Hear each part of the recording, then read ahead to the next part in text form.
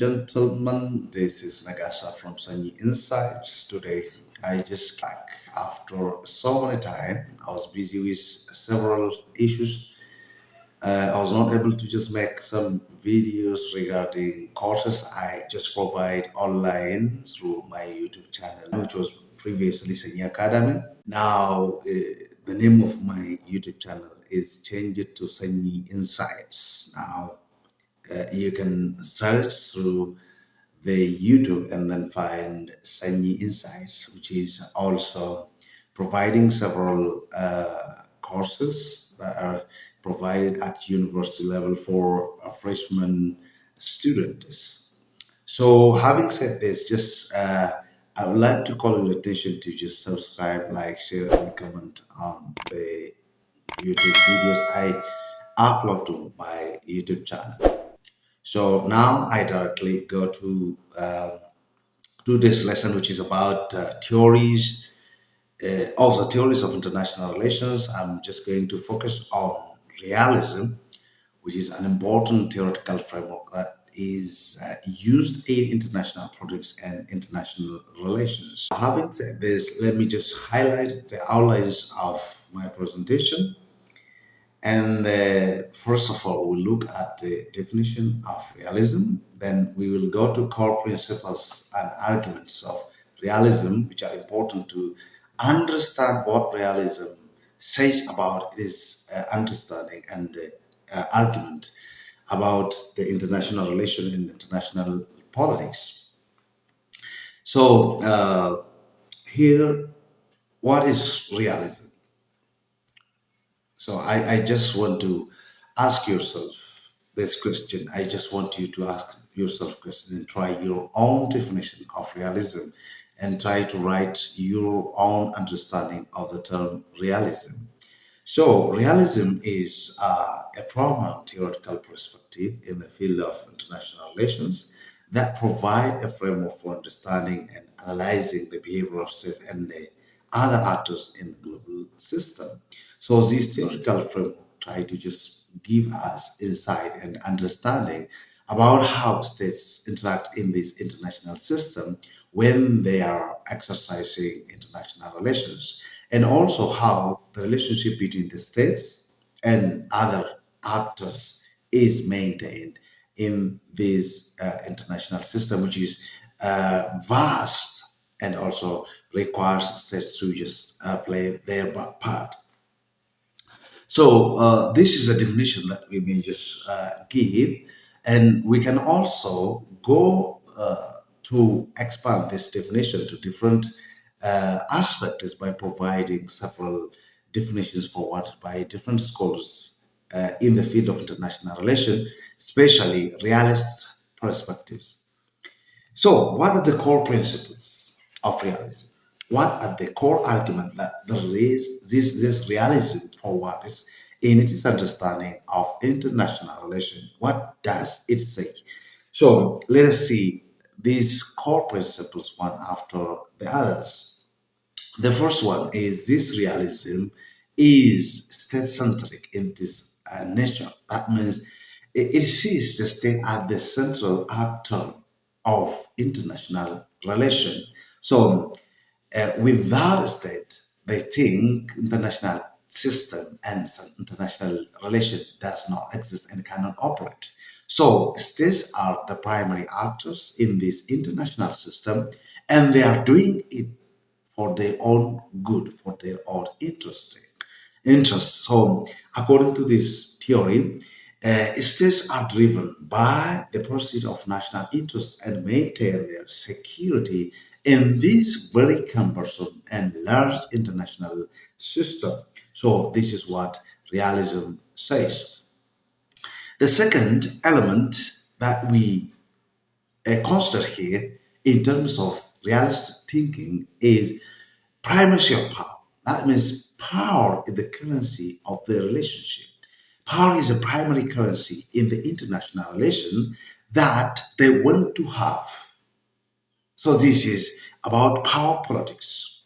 This is about power politics. So it says power is the primary currency of international relations that states seek to enhance for their own security and interests. Because without power, they say you cannot maintain the national interest and also place yourself in this cumbersome international system where every state is competing to maintain or achieve its power as well as security. So they focus on power politics. The third one is anarchism. They say the international system by its nature is anarchic, so everyone had to compete in order to survive in this anarchic international system where there is no one which is capable of maintaining regulation so that states can parallelly um, operate or just live together.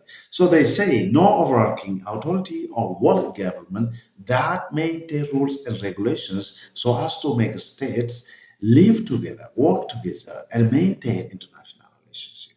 So in this absence of international government, the states have to rely on their own self-help system in order to live in this or survive in this international system.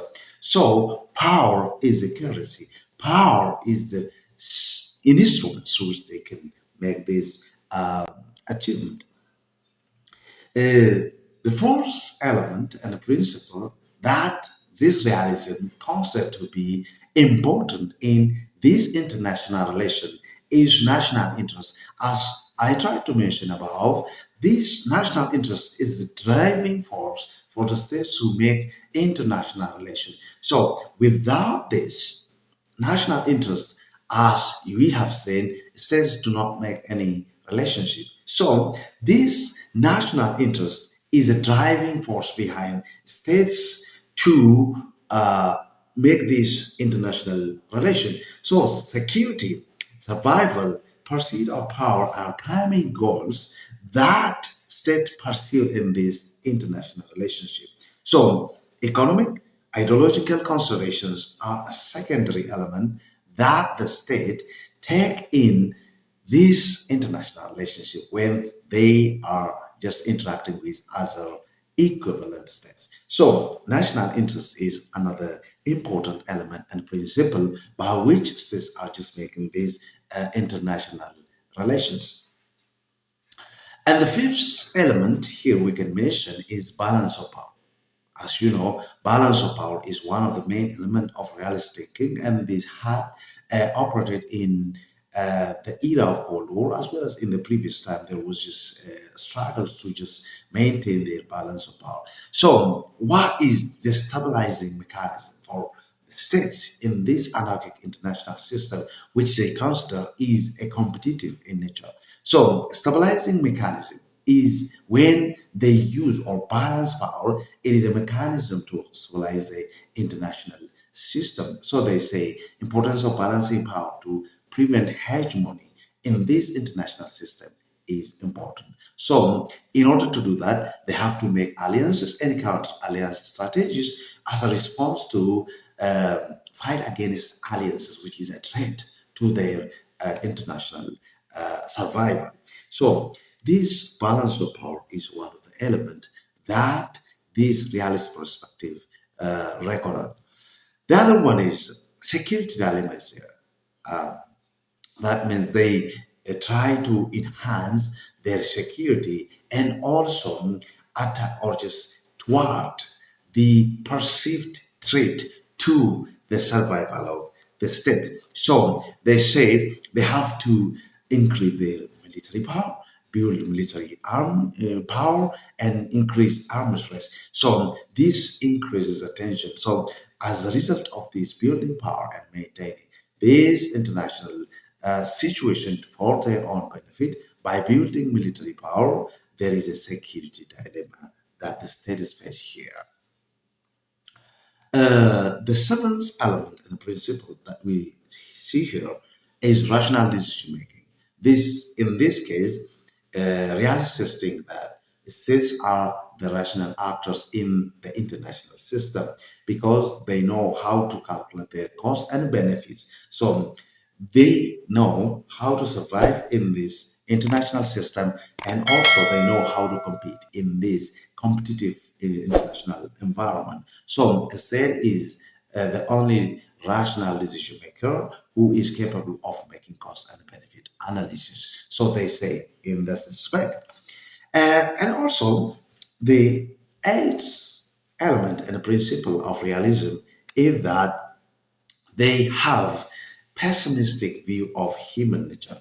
That means they say skepticism. They do not just believe that humans are capable of making cooperative environment in which everyone is equally advantageous. So they say individuals and states are inherently selfish, so that it is difficult to maintain these cooperation, and skepticism is there. They do not trust. They doubt that the human nature is not something we can rely on.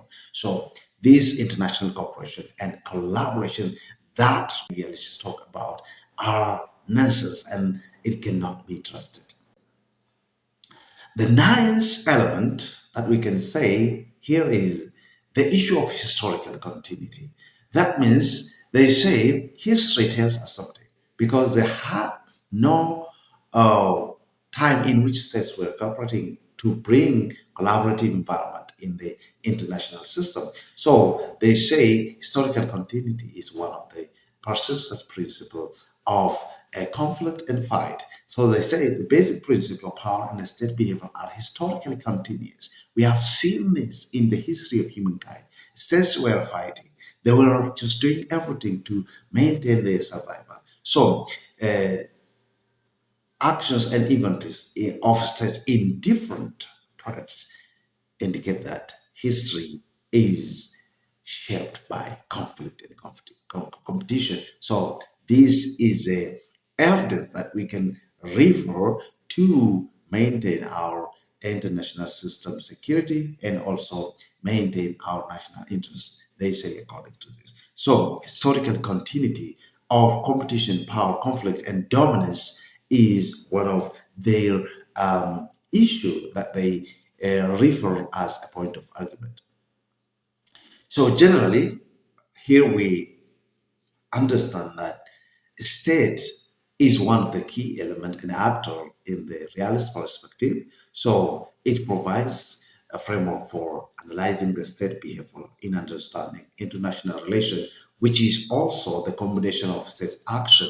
So in this case, realism emphasizes on power, anarchy, and state-centric actions. Generally, in today's lesson, we have seen what realism is and also what basic core principles that this realism presents to defend its position in its argument of international relation and how it views state action versus international system. If you have any question, you can forward it through comment section of my YouTube channel. Don't forget to subscribe, like, share, and comment on the videos that I just upload on this Sunny Insights. Until I just come up with another lesson, have a nice time. God bless you. Thank you.